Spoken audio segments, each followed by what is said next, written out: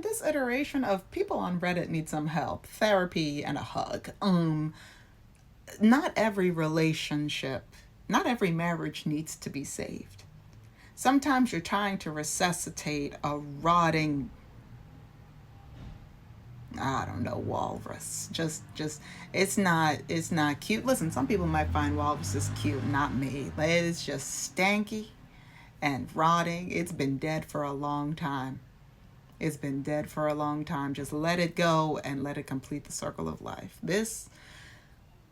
My 33F husband, this person is my 33, geez, sorry. I glanced over this and it did something to my brain. Okay, my 33F husband, 33M, continuously doesn't show up for critical life moments. Does this mean things are over? Let's just read. I, 33F, have been married to my husband, 33M, for 10 years. We have 2 small children together. During this time, we have lots of ups and downs. Probably more downs, but it is what it is. However, I recently have been evaluating some of the more critical moments in our relationship, and I'm not convinced the love is there. There are key moments in our life when I would expect him to be present, but he chose not to be. I will list a couple that are bothering me. Mind you, this is just a couple. This is just a few. I had a miscarriage and had to have the fetus removed, which included being put under anesthesia. He chose not to be there for any of the procedure and to pick me up at the hospital at the end and drop me off at home and go back to work, even though he knew I was terrified. Point number 2, I had a second miscarriage where I passed the fetus at home naturally. I was in immense amounts of pain and really scared. I begged him to come home, but he refused, leaving me to care for our 1-year-old as she was having a miscarriage. Point number 3, my dad has consistently been rude and misogynistic to me. Probably what you saw in your husband. It felt like home. A terrible person, a terrible man. Felt comfortable. We go for the pain we know. Continuing on, my husband doesn't stand up for me and instead makes excuses for his dad. Oh, his dad was consistently rude, and okay. So, but it also wouldn't surprise me if your dad was also kind of like this. But the fact that his dad was like, this is why we need to be paying attention. We need to be listening, not just to men, but to the men in their circle. If you're with a man, if you're with a man who you think is a booga, but you're not 100% sure, look at his friend group and look at his family dynamics. Because there ain't no way that if all of his friends are horrifying individuals, that he just so happens to be the one good one. It's more likely that he's putting on a mask for you.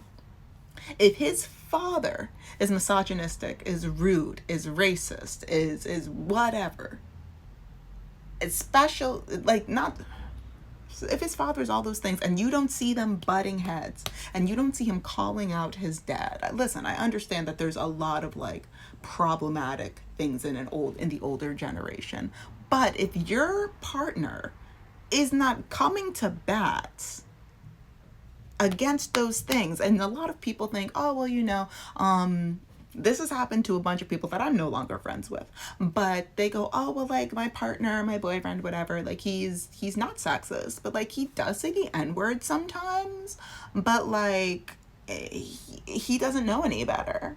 And then they think that because they are white, or they are not black, but in this case they are white, that because he's not racist to them, that that he won't be a problem towards them.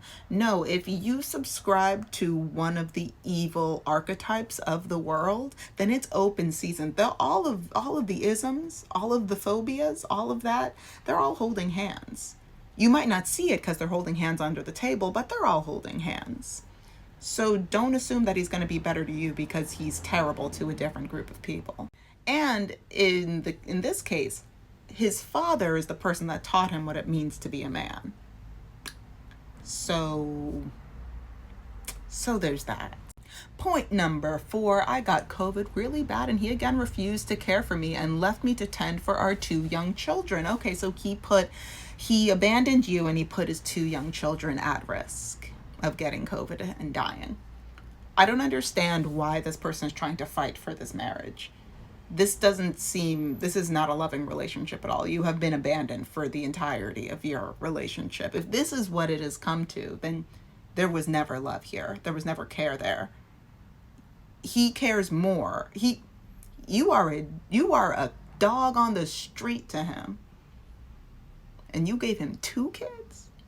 Listen, I understand that different people come to these realizations late in different points in life. I'm happy that she is taking inventory of the reality of her relationship now. Better now than never. Better late than never. But dear God, his excuses are that he doesn't always know how to act in high pressure situations. Then leave him. He is a father and he is a husband. High pressure situations, that's parenthood. You need to make sure that your children stay alive and they are protected. You are in intimate relation to a woman. Our lives are in consistent high pressure situations. I feel so lost. I feel that I haven't given up so much of myself. I feel that I've given up so much of myself mentally to make the family he wanted a reality. And whenever I need support, I'm alone. He has apologized after each of these instances, but they continue to happen because he's just saying words. He's just saying words so that way he can continue to have you in his space. So that way he can continue to receive the benefit of having you in his space, to care for him, to care for his children, to care for his house, to make him feel like a big, strong, the fastest and the strongest boy. There's nothing in this marriage worth saving. There is nothing in this relationship worth saving. I understand that I'm going to finish this thought first. I understand that when people fall in love, love can make you dumb. I don't know if love can make you dumb or an unhealthy attachment. I feel like that's more like it, because love starts from the self. And if you love yourself and love somebody else, then you will realize when you are being disrespected and when they are being disrespected. But an unhealthy attachment can make you make excuses for your own poor treatment. Somebody said that if a woman loves a man enough, then he don't have to make excuses for himself. She will make them for him. I would love to hear a make perspective on this. A new perspective probably is what she meant. Maybe I'm just not understanding his side of things. No, and the way that we can gaslight ourselves out of our lived experience. She has all of the evidence laid out in front of her. She stated everything point blank. Yikes. I really hope, and now look at these comments, and it's a string of these kinds of comments. He's horrible.